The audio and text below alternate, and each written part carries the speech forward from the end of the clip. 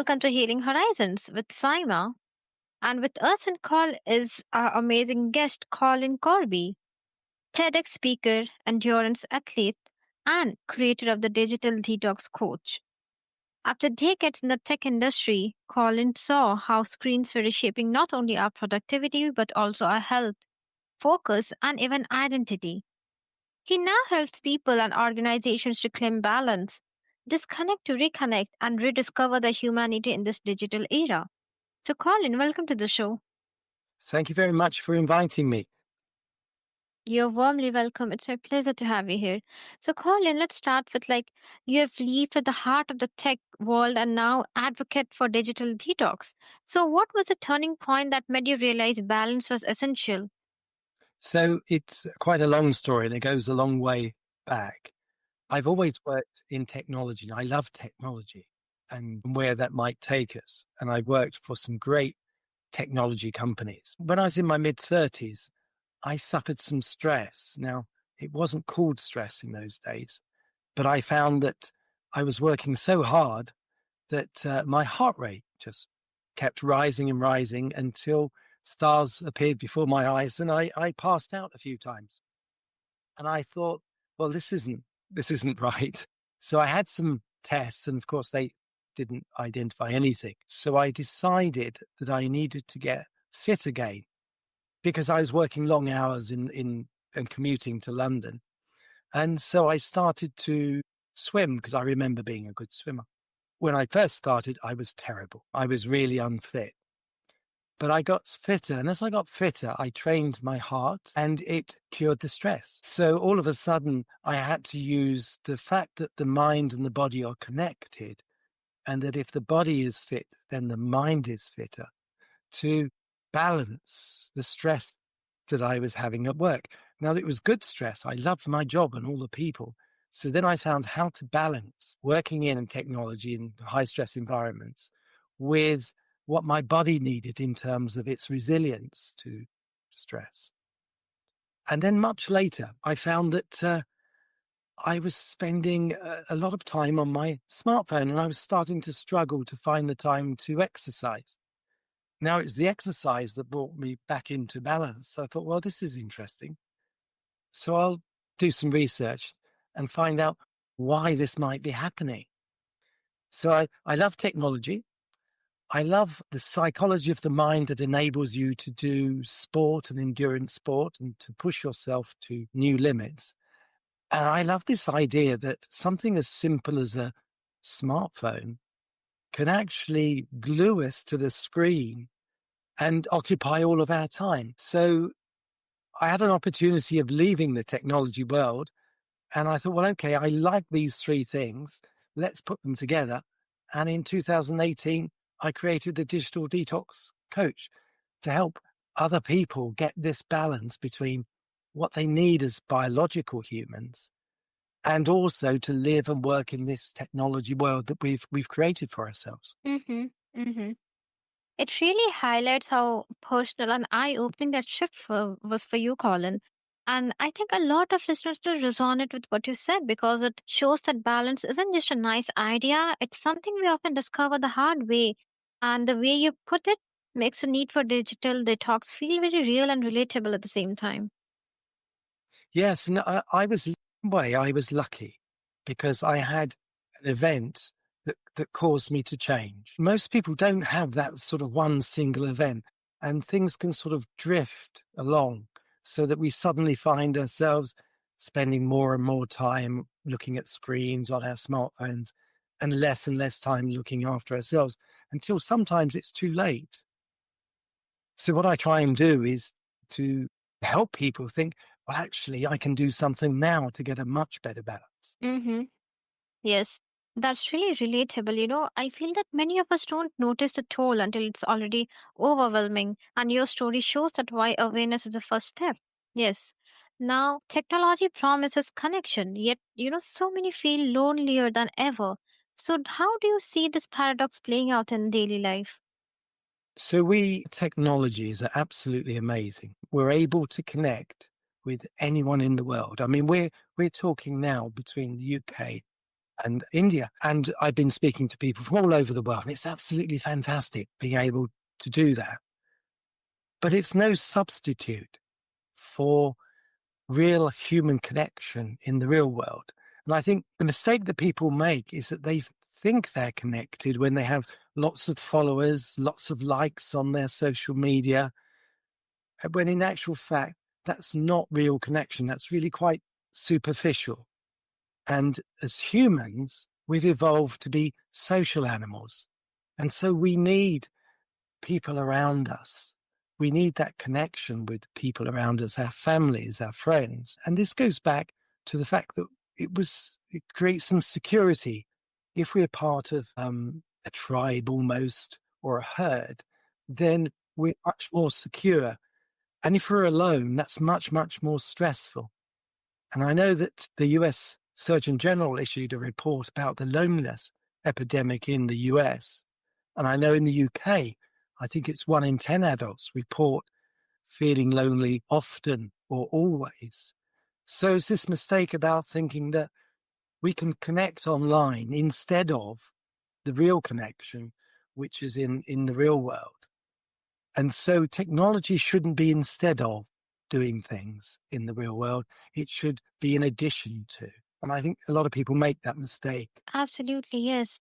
That makes sense. And you have put that into words beautifully. It's such an important observation, and the way you framed it really shows that how this paradox plays out in in a subtle but powerful ways in our routines. It's really eye-opening to realize that, while we are more connected than ever on the surface, the depth of those connections is what often feels missing. And I think a lot of listeners will surely resonate with that reflection. Yes, I mean, we quite often, because we all have smartphones and we're all able to carry them with us, have all of those connections, but it drives us to doing things by ourselves. Now, if we go back a little bit in time, when there were televisions, then families used to watch programs on televisions together. Whereas the alternative now is somebody watches a TikTok video of an amazing cat, but they do it all by themselves. So it's the difference between doing things solo and doing things in a sort of more of a community way. Absolutely, yes, I agree with that completely.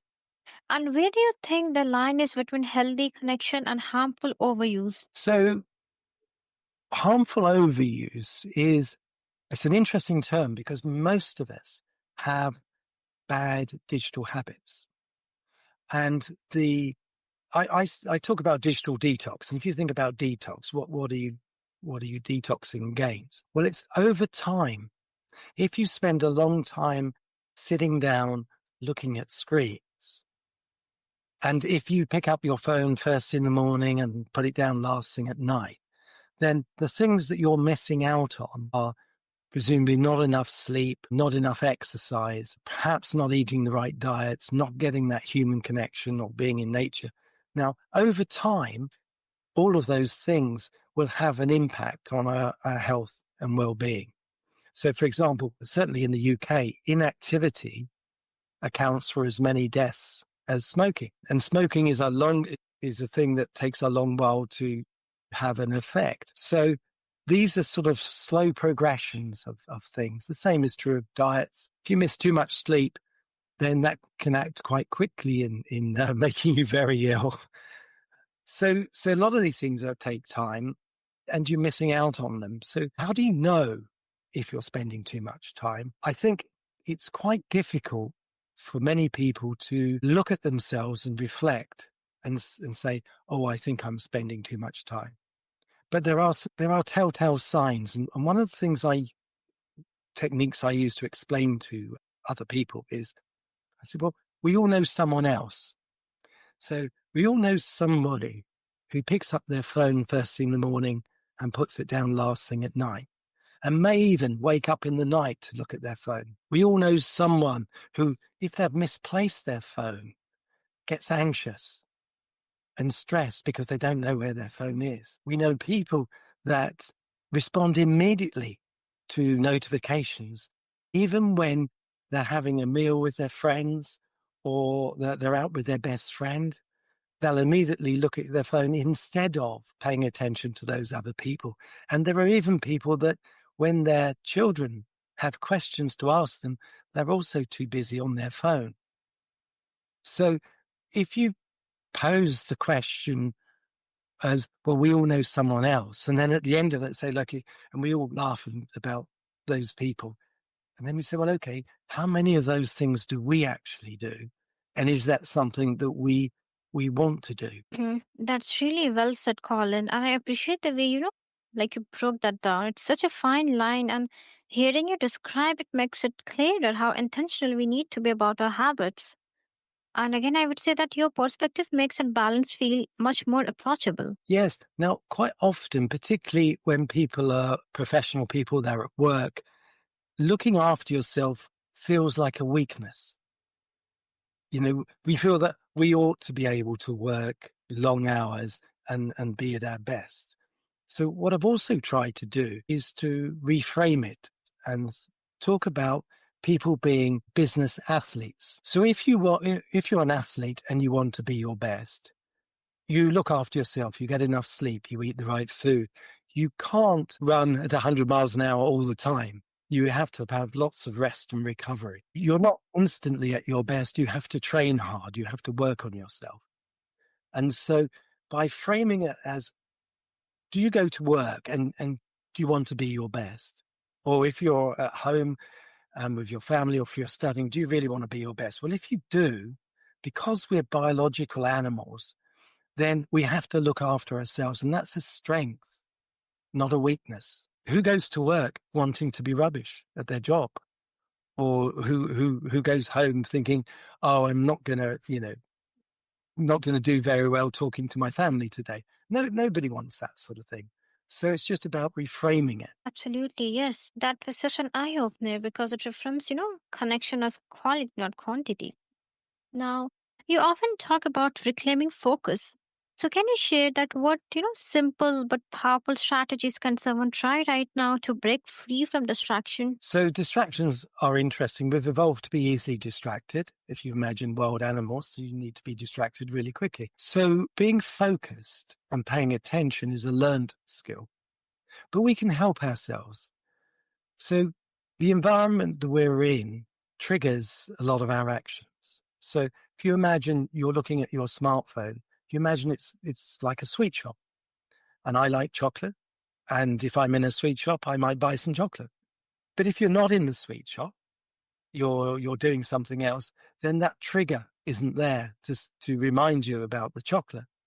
So if we want to find a better balance, we can then move our environment. So that's a very easy step. Go somewhere where there are no online devices. Leave your phone in another room. A phone in your pocket or your bag exerts a pull over your cognitive resources, and you won't necessarily realize it. So if you move it into a different room, it can't have that pull.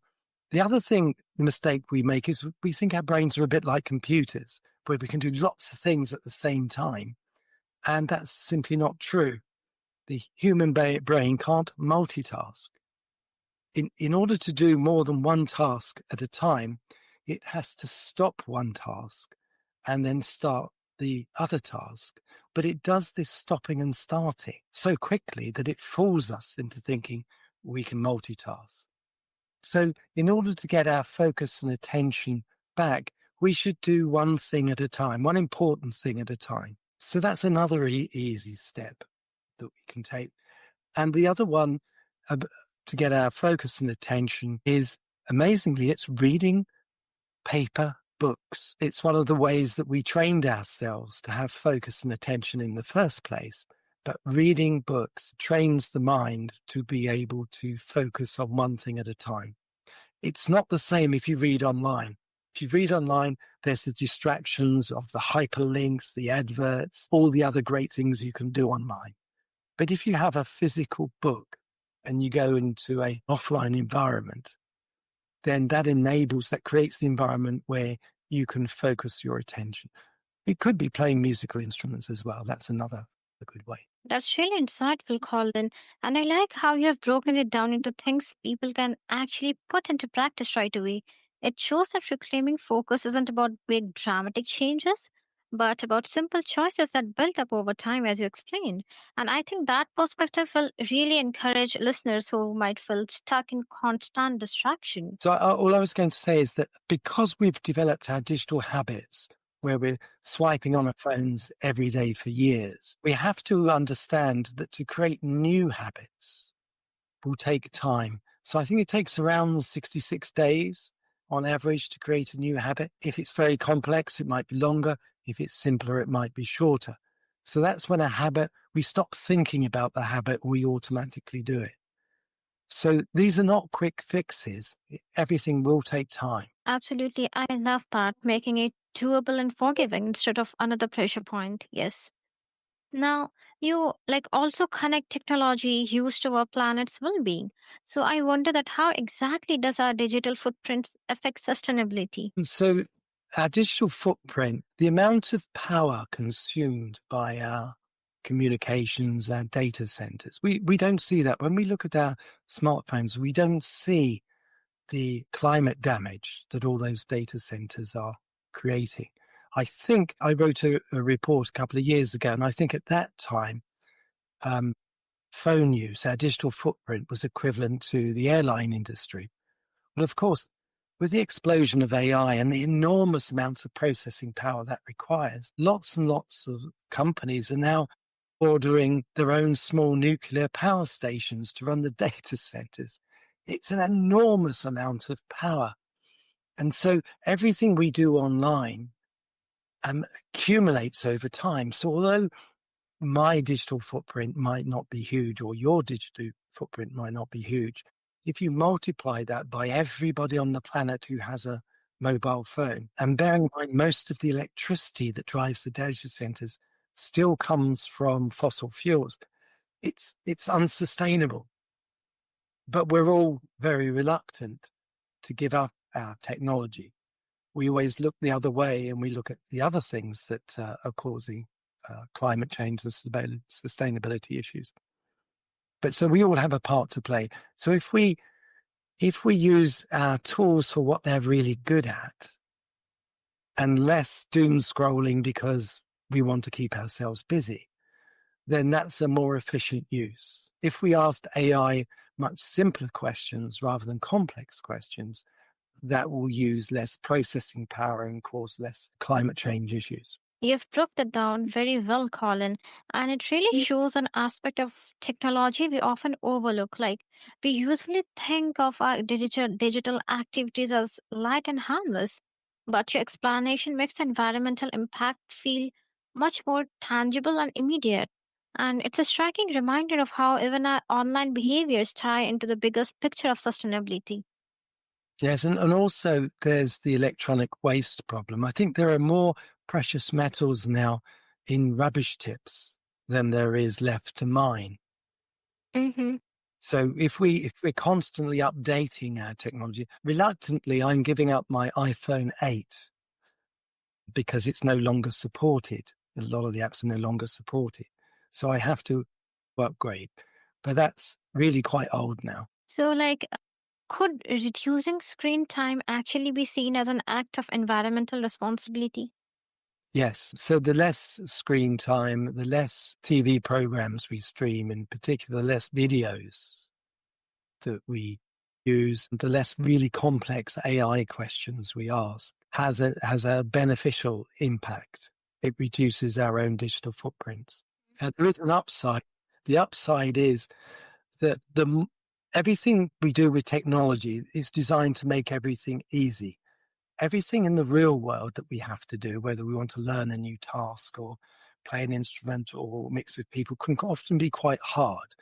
And what I say is that we should embrace the hard work of living in the real world and not always take what seems to be the easy option of using technology. Hmm.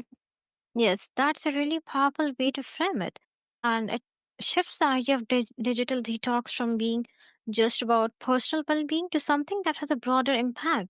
And thinking of reducing screen time as a conscious choice that, benefits the planet, adds a whole new layer of meaning to how we use technology. Yes, I mean, the other thing that humans, of course, are using technology, but half the internet, very soon, half the internet will contain information generated by non-humans, which is the algorithms and the AI bots and all of those sorts of things. So we now got to a point where we can't all solve the problems ourselves.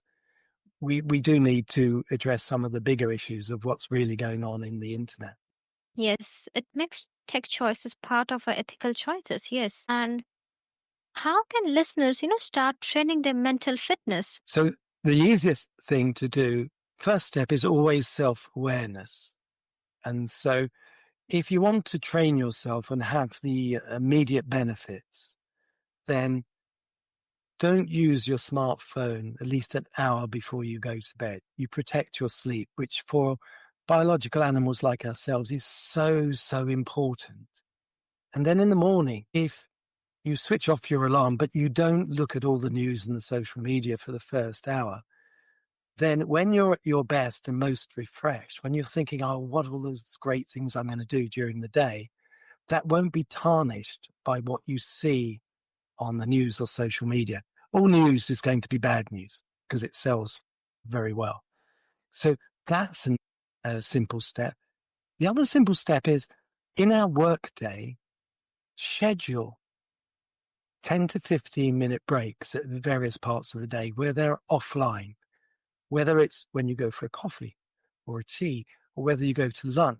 Make those offline activities so you then connect with other people or nature or do some reading, do something offline, and that will help restore your focus and attention.